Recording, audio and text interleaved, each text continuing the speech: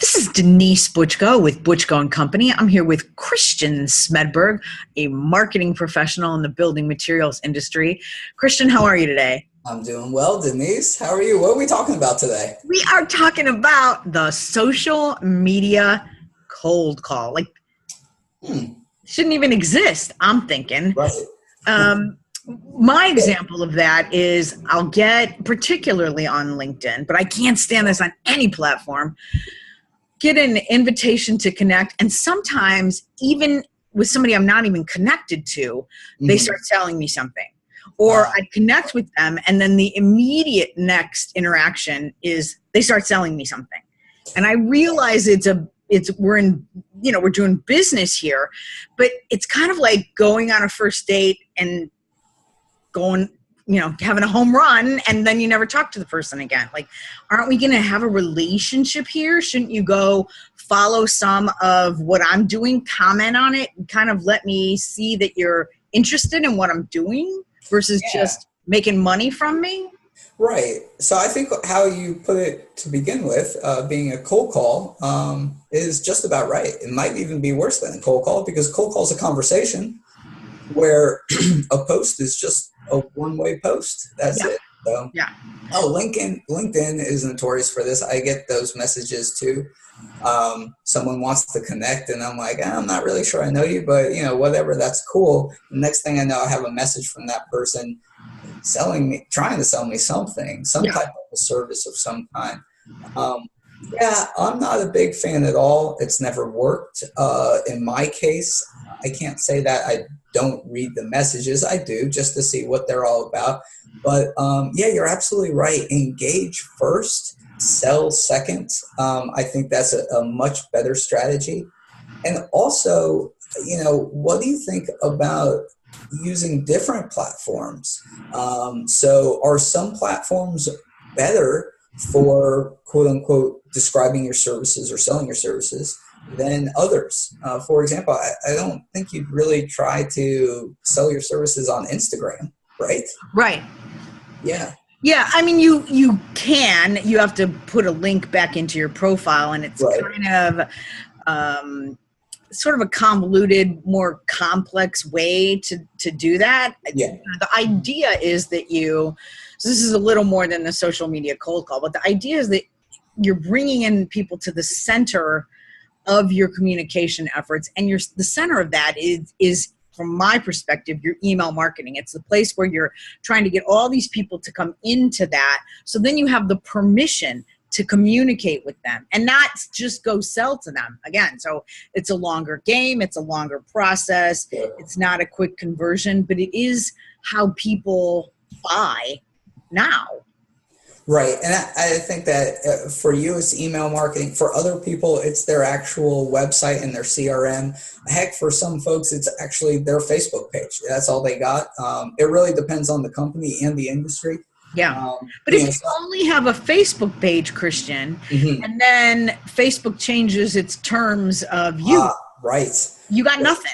So that's exactly right. And that's a game that you have to play. Absolutely. But I think as businesses start up and they may not have the resources to actually engage in maybe their own website, their own web presence, the email marketing, whatever, they have to use these third-party platforms like Facebook or LinkedIn or something like that. But one thing I will mention about this social media cold call is one approach that actually did work with me, and I don't know, maybe I kind of got played on this or not, I'm not sure. Tell us, I'll let you know.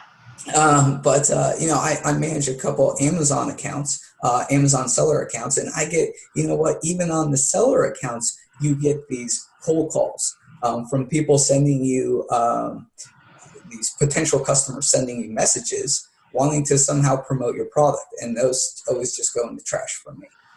But someone who had found one of the Amazon accounts then found that same company account on Facebook and sent a Facebook message referencing the Amazon account. So this was interesting. I thought that was one more step where someone was engaged enough to use one platform, even though they were trying to sell a service, to improve another platform. And I thought that that was interesting. And that might be an approach that people may want to try. If you do, let me know if you have success in it, because I thought that was an interesting approach. Facebook is a much more personable platform, right? So I was much more receptive on getting a message or a post on Facebook than I would have been on my Amazon seller account. So they saw your Amazon seller account, Mm-hmm. and then they sent you a Facebook message. And what were they trying to sell you? Help with Facebook? Help with Amazon. Okay. Yeah. And so I have my Facebook Messenger notifications that they make a noise. They make it's like ding. Right. And so for me, I still haven't evolved to the level of wanting that ding from somebody I don't know at all. Right. Sure. I'm like, And what? I think that just depends on the user, to be honest with you. Look, I think ultimately, just like cold calls, this type of approach is going to not have a great return rate. I think we know that, right? Yeah. And so, if you're dead set on doing it, there's probably some better ways to do it than others.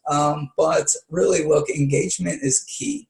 Engage with people on social media, then try to sell them on your goods and services. Yeah. Don't try to do it right off the bat. No. And it's similar to back in the day, but still, you would go to conferences and you'd actually shake hands, meet people, right. And then you develop that relationship. And those often, over the long term, end up being people that you do business with. Yeah, absolutely. In a B2B scenario, they definitely are.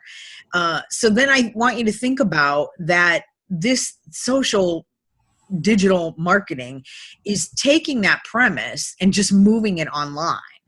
Yeah, absolutely. So you want to start off with a conversation, and online, that's engagement. Yeah. And then you want to move into the selling. Yep. Yeah. Right. So no more cold calls. Engage with people. You'll feel better about it. I mean, you may not care, but they'll feel. I feel better about it. I really don't want someone coming at me. I tend not to give them much time. Whereas if somebody I know or somebody who's interacted with me does an outreach, I'm much more receptive to hearing what they have to say and how they can help. You got it. Yeah. Absolutely. So, all right. Yeah. There's our thought. No more cold calls. Engage with people. That's right. And in that same vein, I'm going to give a little pitch on engagement to an idea I'm working on that has to do with digital marketing and being able to help you specifically. So it's coaching online, lots of my time. You get questions answered, share challenges. You could get feedback from the group. So if that's something that you might be interested in, give me a call, send me an email.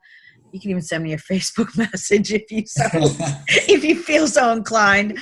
But I'd love to just talk to you further about it, let you know what's going on, see if it might work for you. So thanks everybody for your time, and we'll see you soon. All right. Take care, Denise. You too.